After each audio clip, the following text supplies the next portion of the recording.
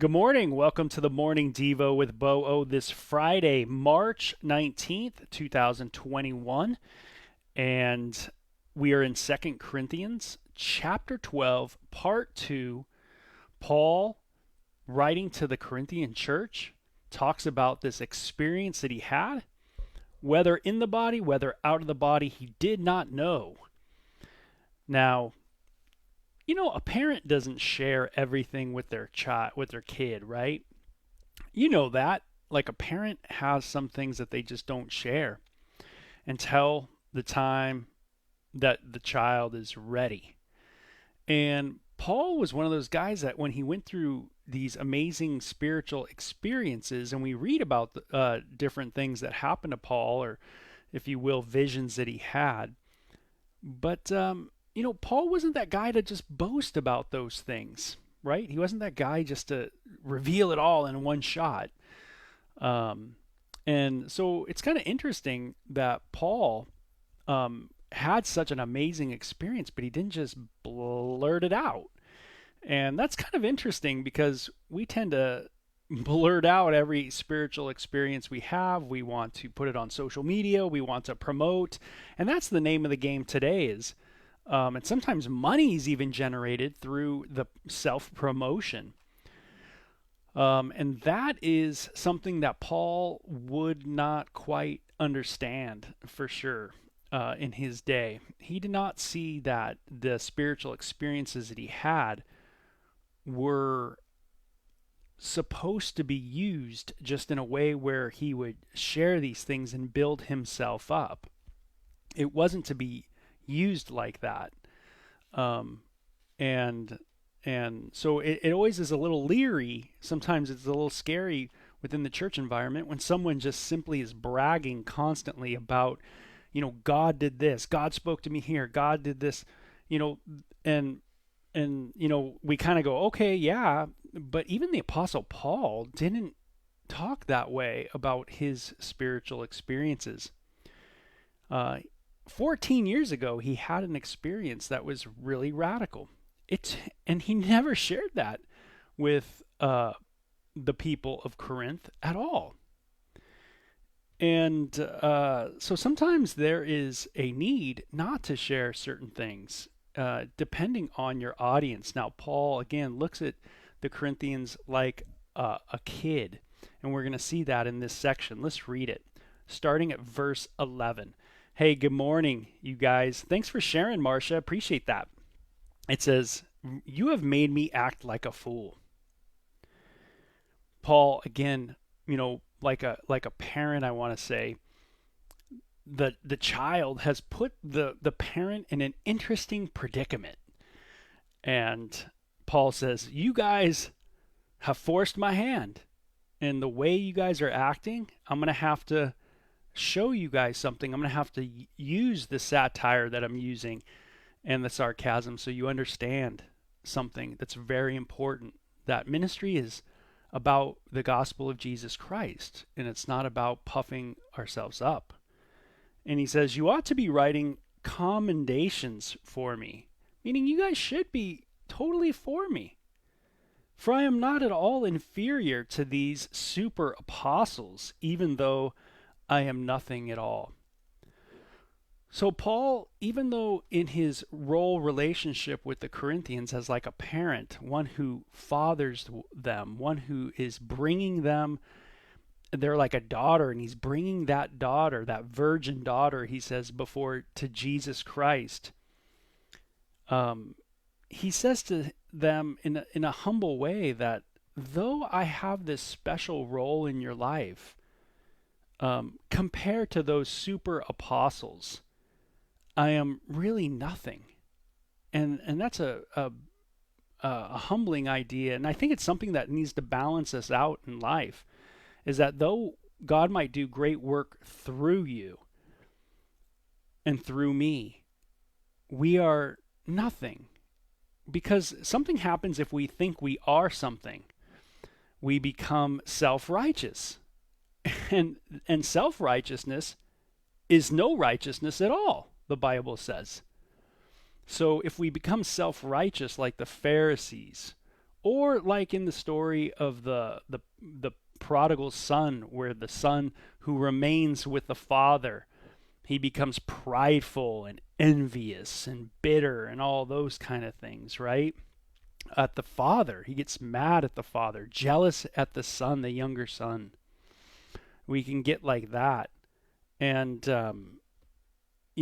those aren't that kind of boasting that we have in our own abilities creates a huge problem in our relational lives, and in social life in a large capacity, meaning within the society.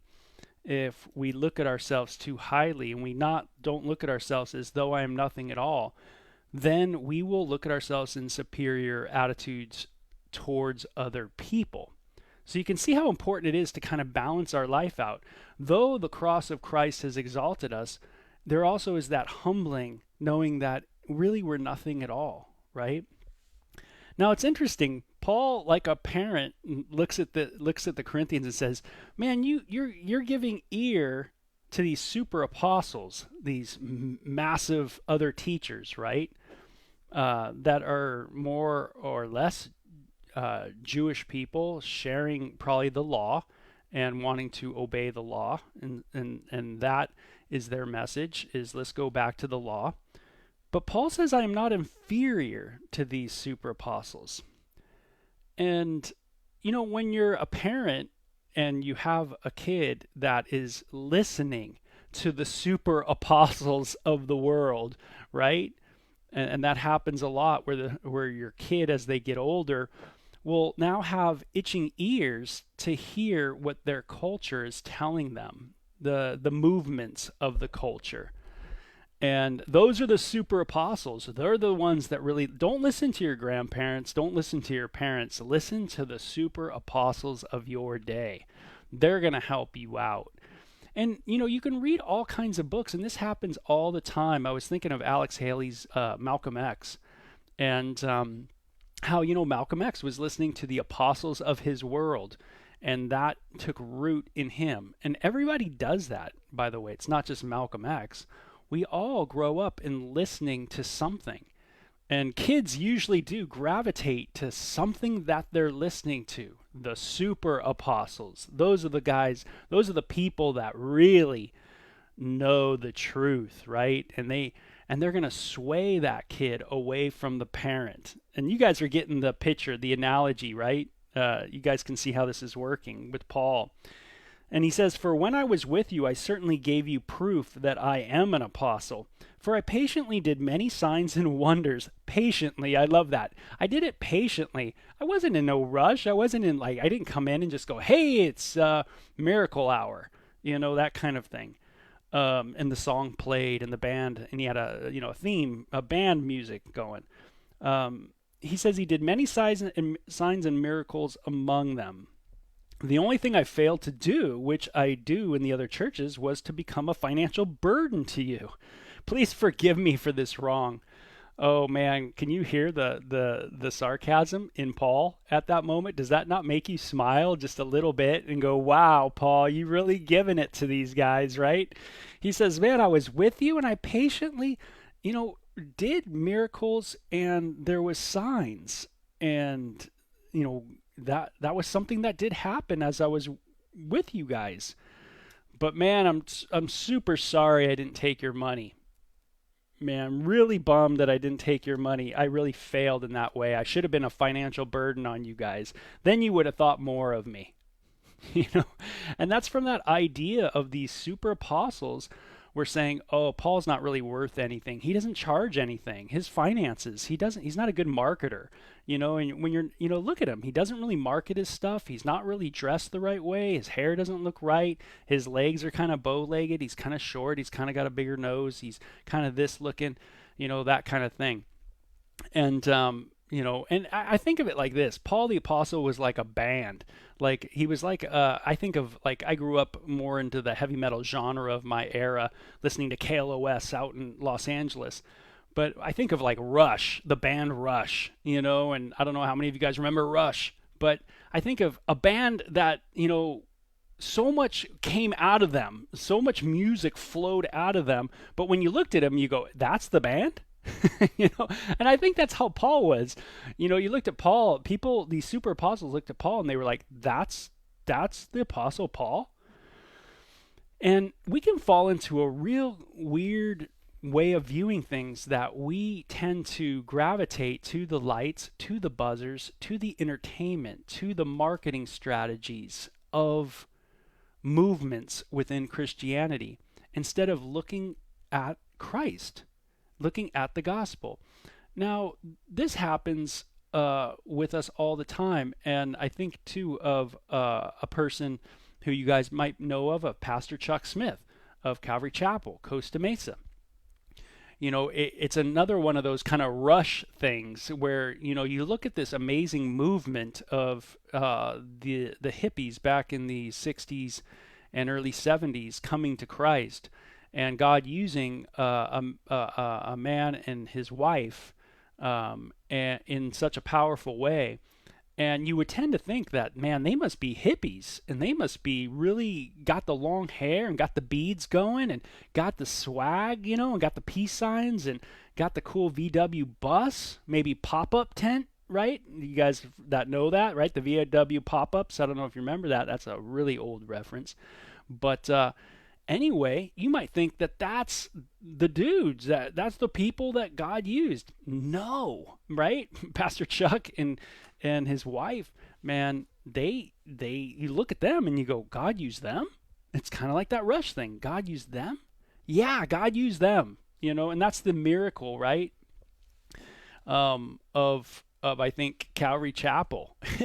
it really, when you look at it and you go, God used Chuck, Pastor Chuck Smith, and he didn't use this person who had the right kind of jeans on, the right kind of shoes on, that kind of idea. And that's super neat, that God used Paul in the Corinthian church. And they just didn't quite get it. They were really influenced by these super apostles. Now, Paul says, I am coming to you the third time, and I will not be a burden to you. I don't want what you have. I want you. Isn't that beautiful? Now, I'm going to end the podcast on just this note, and we're going to do another part to this chapter because this is so good. And I just think of this when it comes to relationships.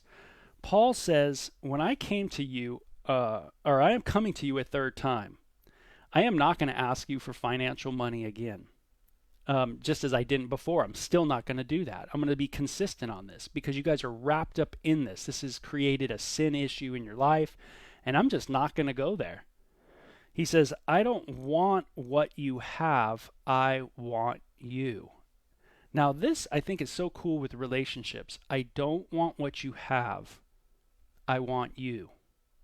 Now, can you say that about your relationships? Now, when you think of the people in your family, I don't want what they have. I want just them. Now, and when one of our loved ones pass on, don't you think we ought to think of it this way? That we go, man, I really, even if you received an inheritance from them, don't you think it should be that you go, man, I would give up my inheritance just to be with them?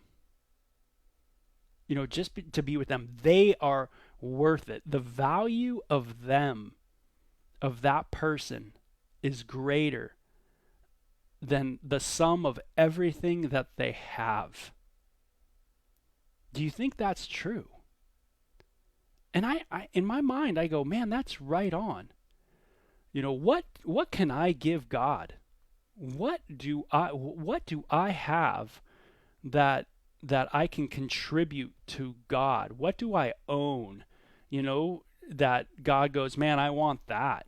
That's why I love you, Bo, because I want that. No way. God loves me for me, because he loves me.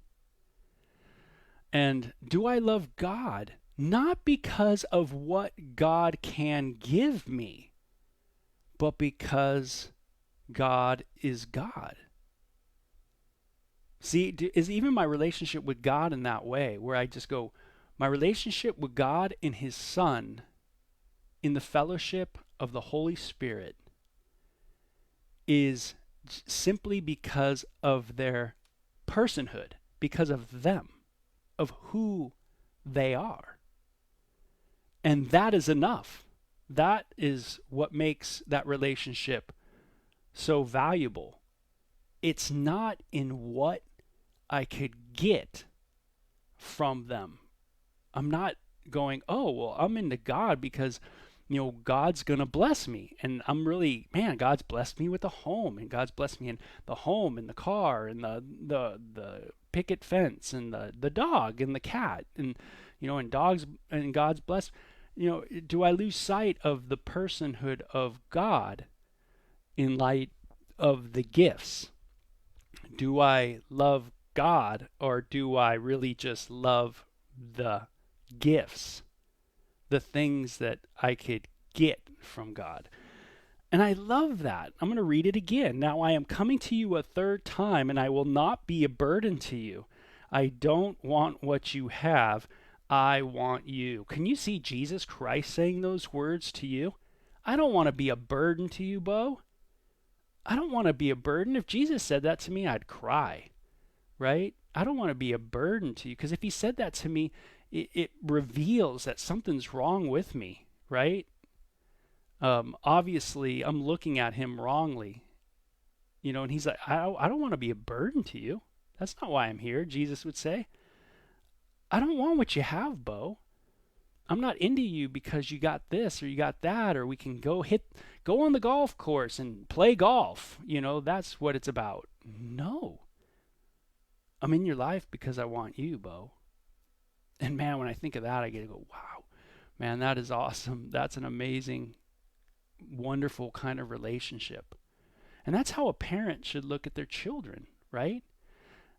A parent doesn't look at their child and go, man, I love you because of what you can give me as a parent. But it's because of just who they are, because that's your kid. And that's important. Now, the other reason why this is important real quick is just because if you don't see this the right way, you will try to be in relationships getting something out of people that they cannot give you. And that is a dead end. If you're looking for something that is in a human being that they're not able to give you, and you keep trying to get something from them, right? You're going to be a frustrated individual for a long period of time. Why do you love the people that you love? Such an important question. Why does the parent love the child? Is it because they want something from them? Or is it because they just simply love them because of their role in that person's life? They're the child. That's your friend. That's your mom. That's your dad. That kind of idea. Really challenging. So I'm going to leave us this Friday with that idea and have you just wrestle with that and roll with that yourself. Why do you love God? And you think through those issues in your life. And I will as well over the weekend. And then we will finish chapter 12, Lord willing, and we'll finish the book next week. And then we'll be off into something new. But 2 Corinthians certainly has been a wonderful inventory so far. And I'm sure it will again. So you guys take care, okay? Bye-bye.